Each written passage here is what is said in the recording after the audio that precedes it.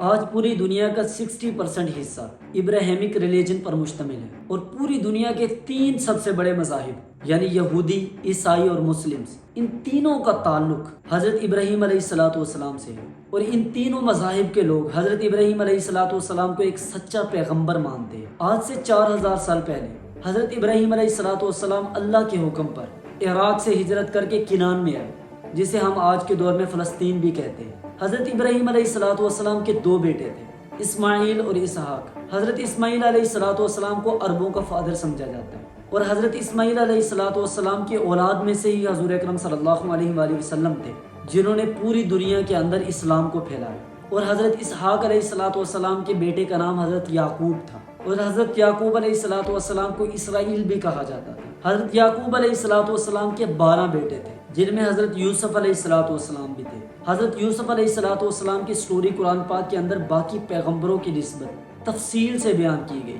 حضرت یعقوب علیہ السلام اپنے 12 بیٹوں میں سے حضرت یوسف علیہ السلام سے سب سے زیادہ محبت کرتے تھے، اور آپ اس پوری سٹوری کو جانتے ہیں کہ کس طرح حضرت یعقوب علیہ السلام کی اسی محبت کی وجہ سے حضرت یوسف علیہ السلام کے باقی بھائی حضرت یوسف سے نفرت کرتے تھے، اور کس طرح حضرت یوسف علیہ السلام کو کنویں کے اندر پھینکا گیا، اور کیسے ایک تجارتی قافلے نے آپ کو کنویں سے نکالا اور مصر کے بازار کے اندر جا کے فروخت کیا، اور جس بندے نے آپ کو خریدا وہ مصر کے بادشاہ کے محل کا سیکیورٹی انچارج تھا، اور کس طرح زلیخا آپ کی محبت میں گرفتار ہوئی، اور کس طرح آپ جیل کے اندر گئے اور آپ نے وہاں پہ سزا کاٹی، اور مصر کے بادشاہ کو ایک خواب آیا اور اللہ تبارک و تعالیٰ نے حضرت یوسف علیہ السلام کو ایک میریکل دیا ہوا تھا کہ آپ خوابوں کی تعبیر بتا سکتے تھے، اور کس طرح حضرت یوسف علیہ السلام نے مصر کے بادشاہ کو اس کے خواب کی تعبیر بتائی۔ کس طرح اگلے 7 سال مصر کے اندر ایک بہت بڑی تعداد میں فصلیں کاشت کی گئی اور وہاں پہ ذخیرہ اندوزی کی گئی، اور اگلے جو 7 سال قحط سالی کے تھے، اور ان قحط سالی کے 7 سالوں میں جو ذخیرہ کی ہوئی گندم تھی، ان سے مصر کو نجات ملی، اور اسی وجہ سے مصر کو جو بادشاہ تھا اس نے حضرت یوسف علیہ السلام کو ایک پاورفل وزیر بنایا۔ اور جب یہ قحط سالی کنان میں پہنچی تو کنان سے حضرت یوسف علیہ السلام کے وہی 11 بھائی حضرت یوسف علیہ السلام کے پاس غلہ لینے کے لیے آئے، اور حضرت یوسف علیہ السلام نے بتایا کہ میں آپ کا بھائی یوسف ہوں، اور کس طرح ان تمام بھائیوں نے حضرت یوسف علیہ السلام سے معافی بھی مانگی۔ اور اس کے بعد حضرت یعقوب علیہ السلام کو بھی ایک خط لکھا گیا۔ حضرت یعقوب علیہ السلام اور حضرت یوسف علیہ السلام کے باقی کے 11 بھائی یہ یہاں آ کر مصر کے اندر رہے، کیونکہ حضرت یعقوب علیہ السلام کا دوسرا نام اسرائیل تھا، اس لیے آپ کے جو بیٹے تھے ان کو بنی اسرائیل کہا جاتا تھا۔ اگلے 400 سال تک ان 12 بھائیوں کے 12 قبیلے مصر کے اندر رہے۔ انہوں نے مصر کے اندر اتنی ترقی کی کہ یہ مصر کی سب سے پاورفل کمیونٹی میں سے بن گئے، اور فرعون کو بھی اسی بات کا ڈر تھا کہ یہ لوگ اتنے پاورفل ہوتے جا رہے ہیں، یہ نہ ہو کہ کسی دن یہ ہمارے خلاف بغاوت کرے اور ہمیں حکومت سے ہٹا دے، اور اسی لیے فرعون نے بنی اسرائیل کے گھر پیدا ہونے والے ہر بچے کو قتل کر لینے کا حکم کیا۔ اور اسی دوران لاوی قبیلے کے اندر ایک بچہ پیدا ہوتا ہے جس کا نام تھا موسیٰ۔ اللہ تبارک و تعالیٰ نے حضرت موسیٰ علیہ السلام کی پرورش فرعون کے محل میں کروائی۔ بعد میں اللہ تبارک و تعالیٰ نے حضرت موسیٰ علیہ السلام کو حکم دیا کہ بنی اسرائیل کو فرعون کی غلامی سے آزاد کر کے کنعان کے اندر لے جا کر دوبارہ آباد کر دیا جائے، اور بڑی جدوجہد اور مشکلوں کے بعد حضرت موسیٰ علیہ السلام نے بنی اسرائیل کو فرعون کی غلامی سے نجات دلوائی، اور پوری بنی اسرائیل قوم کو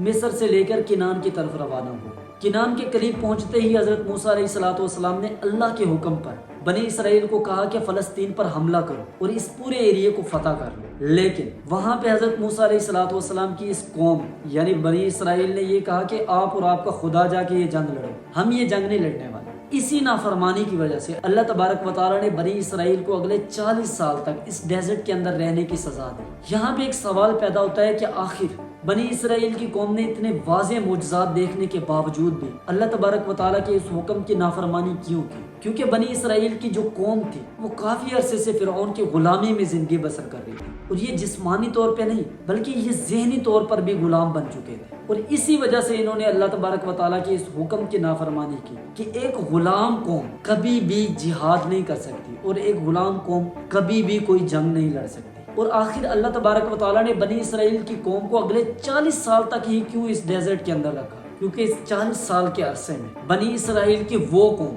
جس کے حضرت موسیٰ علیہ الصلوۃ والسلام فرعون کی غلامی سے آزاد کر کے لائے تھے، وہ ساری قوم ختم ہوگی اور نیو جنریشن وہاں پہ پیدا ہوئی جو کہ حضرت موسیٰ علیہ الصلوۃ والسلام کی طرح آزاد خیالات کے لوگ۔ بعد میں اسی قوم نے یوشع بن نون کی قیادت میں فلسطین پر حملہ بھی کیا اور پورے فلسطین کو فتح کر لیا، اور کافی عرصے تک بنی اسرائیل کی قوم فلسطین کے اندر رہی، لیکن بعد میں انہیں دوبارہ فلسطین سے نکال دیا گیا۔ اور کچھ ہی عرصے بعد اللہ تبارک و تعالیٰ نے ان 12 قبیلوں میں سے یہودا قبیلے کے اندر حضرت داؤد علیہ الصلوۃ والسلام کو بھیجا۔ حضرت داؤد علیہ الصلوۃ والسلام کی لیڈرشپ میں بنی اسرائیل نے دوبارہ فلسطین پر حملہ کیا اور دوبارہ فلسطین کو فتح کر لیا۔ اور اس کے بعد حضرت داؤد علیہ الصلوۃ والسلام کے بیٹے حضرت سلیمان علیہ الصلوۃ والسلام نے یہاں پر اللہ تبارک و تعالیٰ کی عبادت کرنے کے لیے ایک ٹیمپل بھی بنایا جسے فرسٹ ٹیمپل آف یروشلم بھی کہا جاتا ہے۔ لیکن حضرت سلیمان علیہ الصلوۃ والسلام کے بعد حضرت سلیمان علیہ الصلوۃ والسلام کے بیٹے راہب، وہ اپنے بابا کی طرح جینیس اور ایک قابل انسان نہیں تھے، جس کی وجہ سے بنی اسرائیل کے ان 12 قبیلوں کی آپس میں ایک زبردست لڑائی ہوئی، اور اس لڑائی کی وجہ سے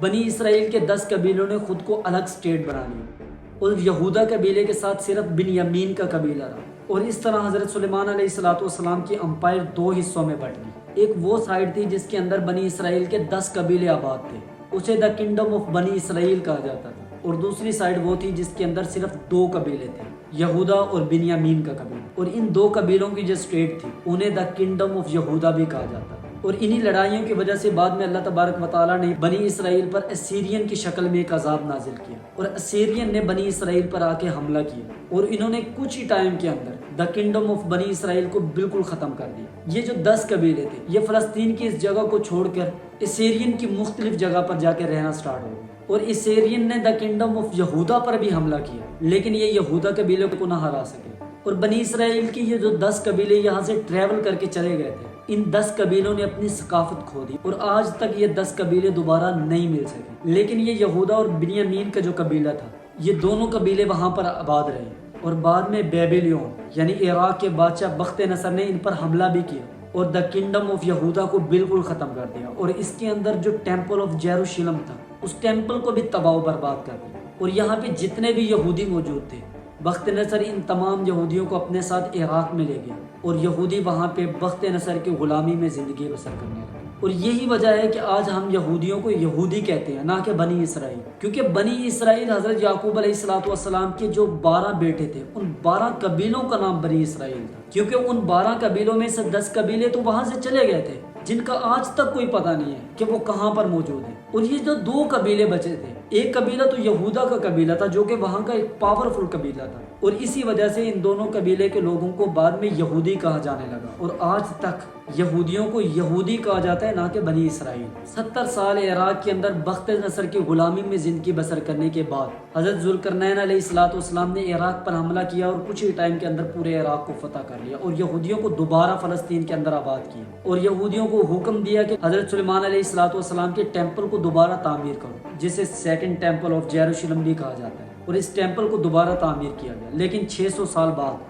رومن امپائر نے جب فلسطین پر حملہ کیا تو انہوں نے اس ٹیمپل کو بھی گرا دیا، ایون کہ پورے ٹیمپل کو تباہ کر دیا، اور اس ٹیمپل کی صرف ایک دیوار باقی بچی، اور آج بھی یہودی اسی دیوار کے ساتھ کھڑے ہو کے عبادت کرتے ہیں۔ لیکن یہاں پہ ایک سوال پیدا ہوتا ہے، کیونکہ آج یہودی پوری دنیا کے اندر پھیلے ہوئے ہیں، اور پوری دنیا کے اندر دیکھا جائے تو سب سے زیادہ پیسہ اور طاقت یہودیوں کے اندر ہے، اور یہی وجہ ہے کہ یہ فلسطین کی ایک چھوٹی سی اسٹیٹ عرب کے اتنے بڑے ممالک سیریا، ایجپٹ اور جارڈن جیسے ممالک کو 2 بار جنگیں ہرا چکی ہیں، کیونکہ ان کے پاس پیسہ اور پاور بہت زیادہ ہے۔ اتنی پاور اور پیسہ ہونے کے باوجود بھی یہ اس ٹیمپل کو دوبارہ تعمیر کیوں نہیں کر سکے؟ اصل میں یہودیوں کا یہ ماننا ہے کہ قیامت کے قریب ہمارا ایک مسیح آئے گا جو کہ ہمارے باقی کے جو 10 قبیلے ہیں انہیں بھی ڈھونڈ کے یہاں لائے گا، اور یہاں پہ ایک اسٹیٹ بنے گی جسے دا کنگڈم آف بنی اسرائیل کا نام دیا جائے گا، اور ہماری اسٹیٹ پوری دنیا کی سب سے پاورفل اسٹیٹ ہوگی، اور تب ہم بیت المقدس کو شہید کر کے یہاں پہ اپنا ٹیمپل دوبارہ تعمیر کریں گے جسے دا 3rd ٹیمپل آف یروشلم کا نام دیں گے۔ اور یہی وجہ ہے کہ اتنا پیسہ اور طاقت ہونے کے باوجود بھی آج تک یہودیوں نے اس ٹیمپل کو دوبارہ تعمیر نہیں کیا۔